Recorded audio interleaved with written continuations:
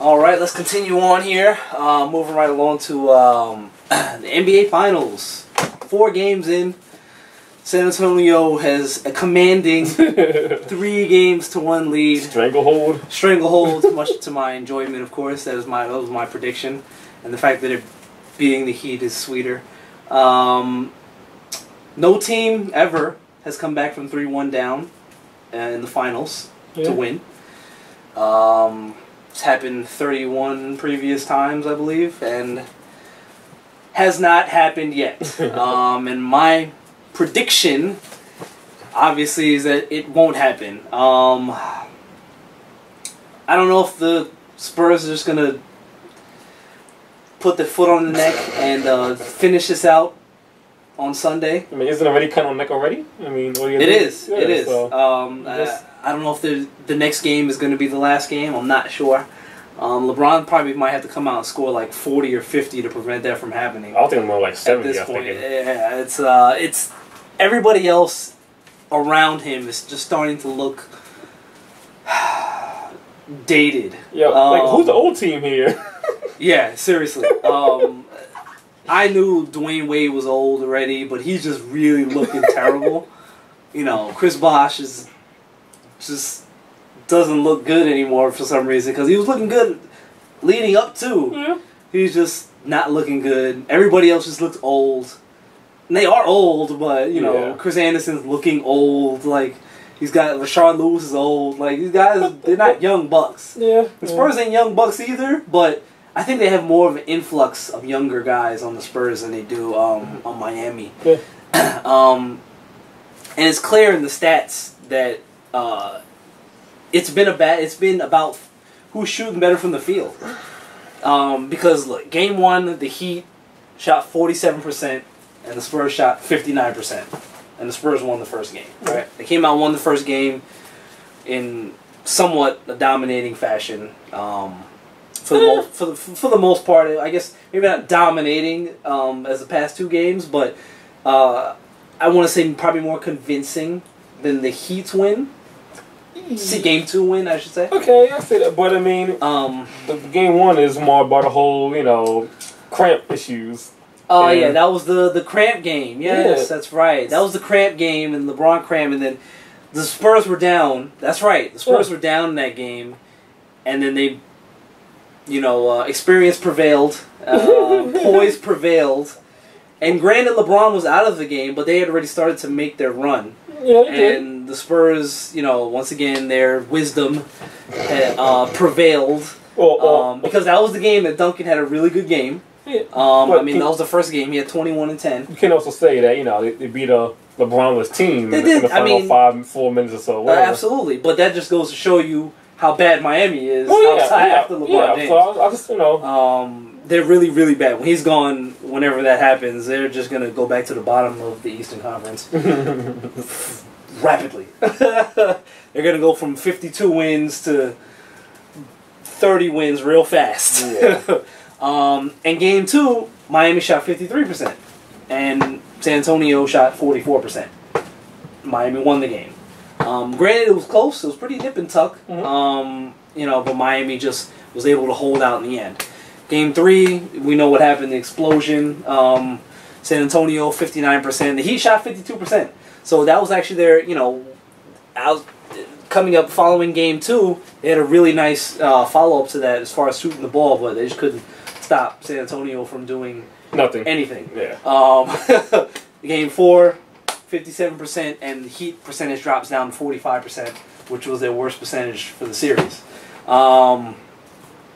At this point, you know, like I said, I think this is the Spurs series to lose at this point. I mean, it's 3-1. It hasn't happened before, anybody coming back from that. So at this point, it would take I think, yes, it was going to take a gargantuan effort on LeBron's part, but I think it's not just that. Because I think even in this next game, if LeBron goes out and scores 45, but everybody else is still playing how they're playing, they're still going to lose. Yeah.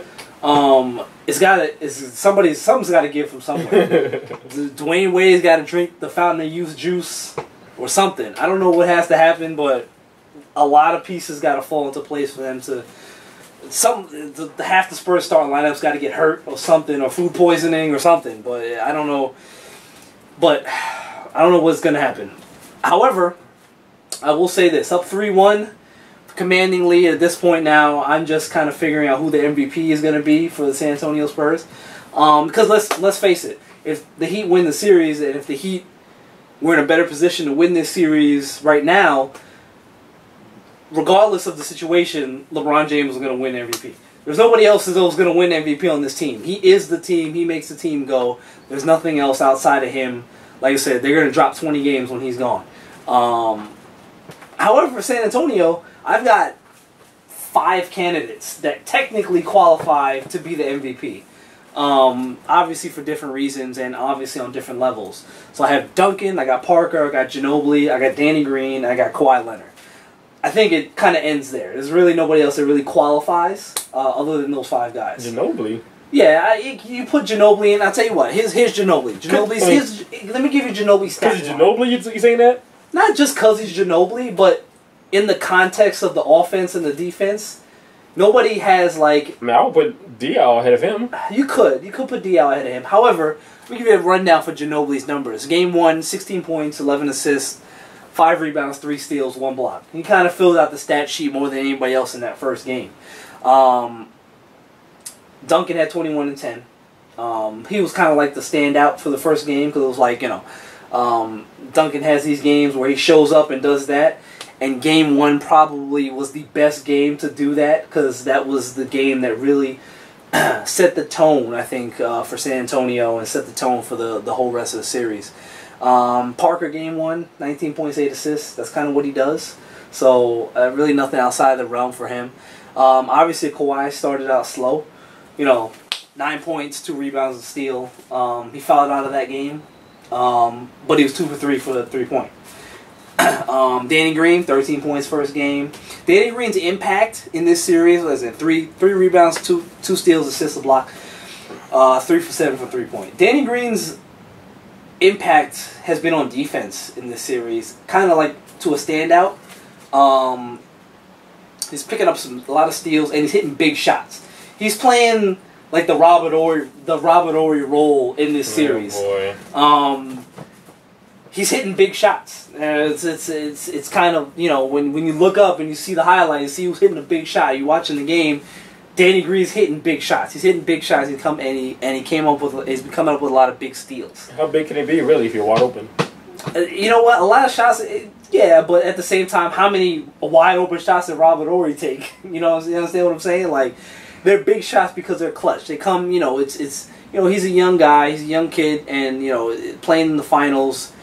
It's hitting big shots. It's hitting big shots. Whether you're talking about the 2-time, especially against the back-to-back defending champs. It's hitting big shots in the finals is wide open or not. You still got to make it. Guys on the Heat are wide open. They're not making shots. So it's everybody's not. You got to put it's all about buckets, baby. It's all about buckets, just like Uncle Drew says. It's all about buckets. Okay. Game 2, Tim Duncan didn't go away. So he's 18 points, 15 rebounds now. Parker, 21 and 7. He has the same stat line generally for most of his games. I mean, it's what Tony Parker does. Now, Ginobili's second game, 19 points, 4 assists, 2 rebounds, 1 steal. So I see Ginobili, he's still hanging around there for the discussion purposes because in the confines of the 19 points is a lot of points in this offense, So, because San Antonio doesn't run that kind of offense where one guy is like, oh my God, you expect one. It's not like Miami where you expect LeBron to score 28, 25, whatever the case may be. Once again, another slow game for Kawhi, 9 points. This is not necessarily as bad as the first game. I don't think he fouled out, but he definitely had more of an impact in the second game. 2 rebounds, 3 assists, a steal, 2 for 3 from long distance. And Danny Green was also 2 for 3 from long distance. Pretty much primarily all Danny Green's points is coming from behind the 3-point line. He's got like that one drive or two per game that shows up on the highlight, because it was a fast break and Danny Green took advantage. But nonetheless, he's coming up big on defense, and that's kind of speaking volumes for where the tone that the series has taken. So, with that said, I'll move along to Game 3, where Duncan kind of quiets down now, but 14.6 boards. Parker, 15 points, 4 assists. Ginobili, a little bit more quieter with 11 points, 3 rebounds, 1 assist, 1 steal. Now, here's where Kawhi Leonard now becomes the guy. This is where he becomes the guy where when you look at the Spurs, you're like, okay, he fits the mold. And Duncan's kind of at the end of his line now, and Ginobili is always hurt. And it's really Parker that's making everything go, but Kawhi Leonard embodies what San Antonio's about. He plays defense. He's where he's supposed to be on the court. He shoots the ball well. He seems like he makes a lot of good decisions, and it kind of starts with playing good defense. Game 3, 29 points. Forget about the 4 boards, 2 assists, 2 steals. 3 for 6 from downtown. Danny Green also had a big game. 15 points. Not all from beyond the arc, believe it or not. 1 for 2 from behind the line. I think Game 3 was a game where he drove to the basket a lot more. 3 assists, a rebound, 1 block. 5 steals for Danny Green in Game 3. Game 3 was like the highlight reel game where the Spurs they didn't miss. They shot like 80-something% in the first quarter. They had like 70-something points at the half. They were really, really putting the bricks to Miami. And it just kind of rolled over into Game 4 because Miami still didn't have an answer. And as you see from the stat line here, it just kind of continued. Duncan had another double-double, 10 and 11. Who is now the all-time playoffs leader for double-doubles, just passing Magic Johnson, with now 158 double-doubles in his career in the playoffs, which is a staggering number when you think about it. Because I'm pretty sure he's been in the playoffs every year in his career, I want to say, so far. I don't think he's missed the playoffs not 1 year since being in San Antonio, since him and Popovich got there. But 158 double-doubles is a lot. And when you start talking about being number 1 at anything in the NBA history, especially passing a name like Magic Johnson, who was known for putting up points and assists like they were going out of style, especially in the playoffs, it's quite the task. Game 4, Ginobili kind of went away, but Danny Green, 9 points again, all 3 from beyond the arc. Parker, 19 and 2, once again, hovering around the same 19, 20 points that he always does. For the series, Danny Green and Kawhi Leonard are both shooting 53% from three-point range with 17 and 15 attempts, respectively. So they are shooting the lights out. The Spurs are moving the ball. They're taking good shots. They're taking open shots because they're moving the ball. Miami looks slow, and they look old. And nobody's doing anything on the court except for LeBron. So much to my happiness, it looks like Miami's reign of terror over the NBA has come to a close, obviously for the foreseeable future. What do you think going forward? How do you think, where do you feel like Miami goes from here? Let's say they go out and they get stomped in Game 5, and 4-1, San Antonio rolls over them. Where does Miami go from here? What happens now? Well, first of all, before we even get to the future, I mean, keeping the present first. I mean, it's not over yet. I mean, it's not over yet. Still But be played. My question was hypothetical. It was hypothetical. Okay, I understand. Hypothetically speaking, there's some changes have to be made. I mean, some changes, definitely have to be made. I mean, of course, you're gonna have Shane Battier retiring. He said this is gonna be his last season. Right. It's no young guys. It's LeBron and a bunch of old guys that have been carrying the team. Because who's young on the team? Chalmers, Norris Cole, and those guys aren't even the answer at point guard. That's another place where they need help.